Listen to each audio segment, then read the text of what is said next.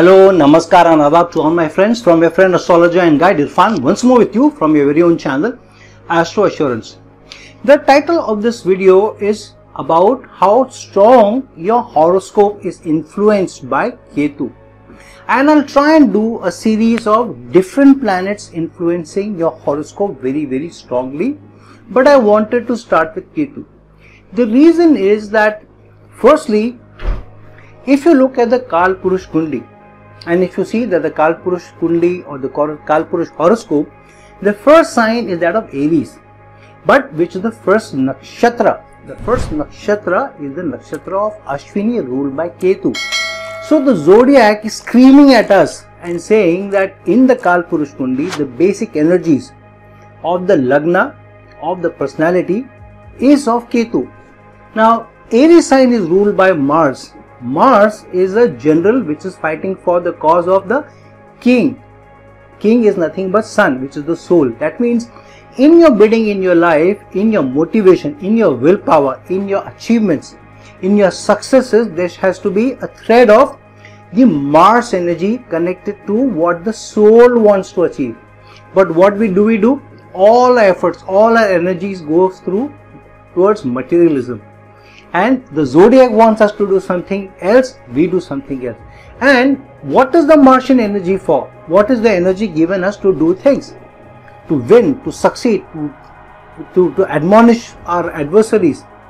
Our adversary should be all related to taking off the afflictions of humanity, the troubles of humanity, because the first nakshatra is of Ketu, which means the Martian energies are given to you to do Ketu's bidding, not anything else.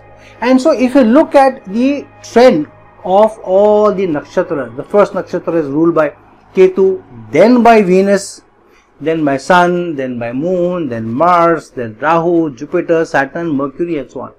So in this trend, Ketu being the first nakshatra and Ketu also being a nakshatra, Ketu also being the deity of giving up. And what does the supreme energy want? The supreme energy wants us to serve others and serve humanity, and through that serving him.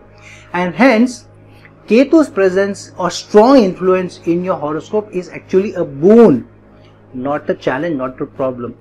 But many of us, when we have strong Ketu placed in the 10th house or in the 4th house or the 7th house or in the Lagna or any of the money signs, we get very bewildered. If the Ketu Dasha is upon us, then we get very scared that what's going to happen in Ketu Dasha. Will I give up everything?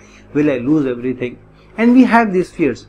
Now Ketu will make you, separate you from the dissemination or the manifestations of the house that it is placed with, the sign that it is placed in, and the planet that it is placed with. However, that is also because it's a strong opportunity that at least in that area you will be able to do for others, if you don't want to dedicate your life to others. However, if Ketu's strong influence is in your horoscope, then it is a strong shout out from the zodiac that this is a golden opportunity given to you. Please utilize it. I'll give you an example why it is a golden opportunity. If somebody asks you to sit in the hot sun but gives you a juice in your hand, says that okay, this is a juice, this is a cool drink. I know you're sitting in the very hot sun, but this will give you some relief. So this is that life where you are leading your life of ups and downs, but you are given all the goodies in life, so that you are getting into this anesthesia or some chloroform or some drug addiction that you are influenced with, because of which what's happening around you are not so much aware. You're not aware of somebody going hungry, you're not aware of other people's challenges, because you are living in your ivory tower and you're traveling in your Mercedeses, you're traveling in your luxury cars, and then you have afflictions which may be related to business, challenges related to business or health, something like that, and one day you end. So whole life goes around materialism. You hardly know what's happening around the world, or even that happens, it is so untouching or it's not touching your life in anywhere at all that you don't care so much. Or even if you care, you are not in contact with, you are not sharing the same desperation, you are not sharing the same anxieties, you are not sharing the same problems. So it's like that life of sitting in the sun but with the juice in hand, with the cool drink in hand. Now if I tell you that okay, you sit in the sun for an hour, you get a cool drink, then after another 2-3 hours again go sit in the sun for an hour, again I'll give you a cool drink. How many times will you be able to do that? So if I ask you to go into the sun, then you'll say, at least please give me the cool drink at least, right? So that I have some relief, I will get some relief. But won't you get tired of going outside and sitting in the sun again and again and again? Won't you tell, if anybody is forcing you, stop it here, come on, why do you want me to do that? This is just like the cycle of life. We agree to come back into a life because in every life we have tried to keep the cool drink in a hand. We did not go through that challenge of sitting in the sun while trying to help others. And so every life that you are chasing materialism, you don't want to be Ketu like in that life, you keep coming back, you keep asking for that cool drink or the juice, and it keeps happening for you. Keep sitting in the sun for an hour. You know what? I am tired of that. I don't want to do that. So my suggestion to all of you is, whoever doesn't want to sit in the sun for an hour with a cool drink, is to let go of this whole cycle by going through the life without the cool juice, doing things for others, living for humanity, serving humanity, and getting out of this jingban of ups and downs, roller coaster rides, and going through the same challenges again and again. I would like to avoid it.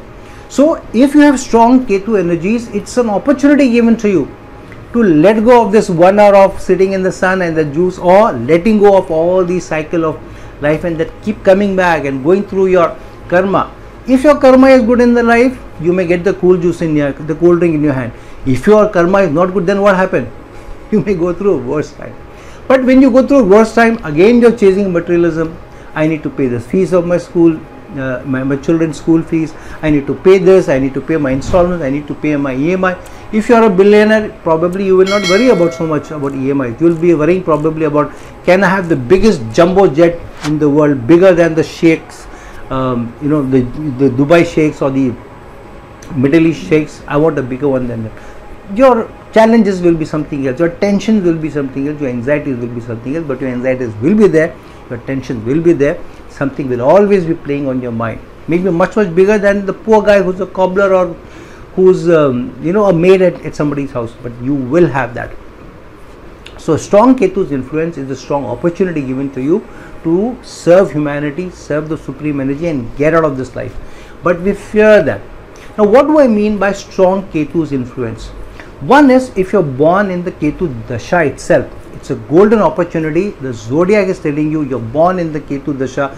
Ketu should shape your personality, which means in your thought process, how you live your life, what your values are, what your personality is, what your principles are. You should all be guided by the Ketu energies of doing for others. If you are learning, if you're getting educated, your thought process should be, how can I use this education to do more for others? If you're joining a career, it should be, am I joining a career through which I'm helping a multitude of people? Will I be able to do more for others? Can I make people's life happier, more comfortable, less anxiety prone? That's your approach in life should be. Or a number of your planets are placed in the nakshatras ruled by Ketu. Then too, you have a strong influence of Ketu in your horoscope, and you're given that opportunity. So firstly, being born in the Ketu Dasha, which means moon is placed in the Ketu Dasha, is a strong manifestation. Second, a number of planets going into the Ketu nakshatras is another strong manifestation. Third, if Ketu goes into any of the Kendra houses, especially going into the Lagna, then too is a strong dissemination that you need to live your life Ketu like. You need to be able to influence other people's life also, to do Ketu's bidding, to live for others, to make people's life comfortable.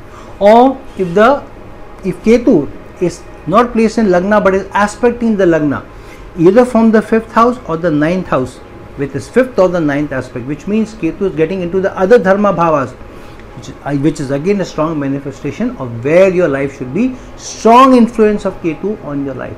If Ketu is placed with the Lagna Lord itself, any of the Kendra houses or aspecting any of the Kendra houses, then too it's a big opportunity, zodiac given opportunity to you. Maybe lesser than being born in the Ketu Dasha, because moon is going into the nakshatra of Ketu, and on top of it, if Ketu is also placed in the Lagna. So the stronger manifestation of Ketu in your horoscope by virtue of being moon being placed in the Ketu nakshatra, number of planets being placed in the Ketu nakshatra, Ketu going into the Lagna or aspecting the Lagna or being placed with the Lagna Lord, all of these will add more and more with every placement which you say, yes I have this, yes I have this also with Ketu.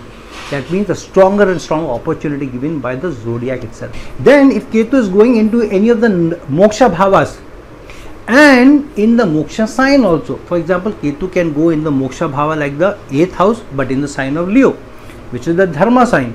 But if Ketu is going into any of the moksha bhavas, 4th, 8th or 12th, and in any of the moksha signs, which is Cancer, Scorpio or Pisces, then too it's a strong manifestation or the strong opportunity given by the zodiac to live like Ketu or be like Ketu.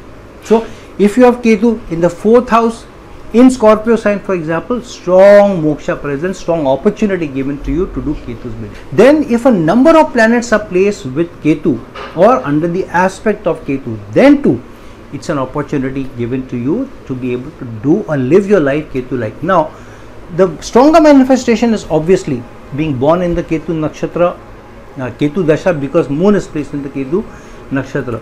Stronger manifestation added to that be Ketu in the lagna. So each one of them has slightly different energies, some more, some less, but each one of them which I have talked about is an opportunity for you to be able to influence other people's lives, do more for others, live a life which is Ketu like and a life of contribution.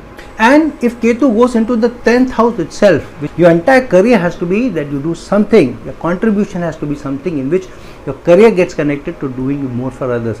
Ketu gets into the 11th house, then you have to do at a mass level, at a social level, you need to contribute for others. So lagna, 10th house, 11th house, a strong manifestation of a strong opportunity given to you to do the Lord's bidding, to do what the zodiac wants you to do by improving other people's life, by serving others. So friends, all these placements that I've talked about, being born in the Ketu dasha because moon is placed in the Ketu nakshatra, Ketu going into the lagna, Ketu placed with the lagna lord, or in any way Ketu aspecting the lagna, or Ketu aspecting a number of other planets, or Ketu placed with the number of planets, Ketu placed in the 10th house, Ketu placed in the 11th house, Ketu placed in the moksha bhavas with the moksha sign, all are very, very strong manifestations of a strong opportunity given to you.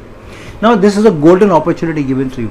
Now what about those who have not been given any of these? So which means that opportunities has still been given to you by still turning your purpose of life towards doing for others. Look at where the strongest placements of your planets are, which planet is strongest, which house is the strongest, and in those you will obviously do better, and in those wherever you do better, you do more. If you are given a lot of money, you share your money with others.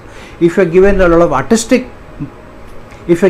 artistic talent, then you share your talent with others. Create many like you, leave a strong legacy behind. If you have been given healing power in your hands, whether you have been given money or not, heal others, help others, teach your skills, teach your experience to others. So in whatever way you can contribute, some placements where Ketu has a strong presence in your horoscope, obviously the opportunity is stronger.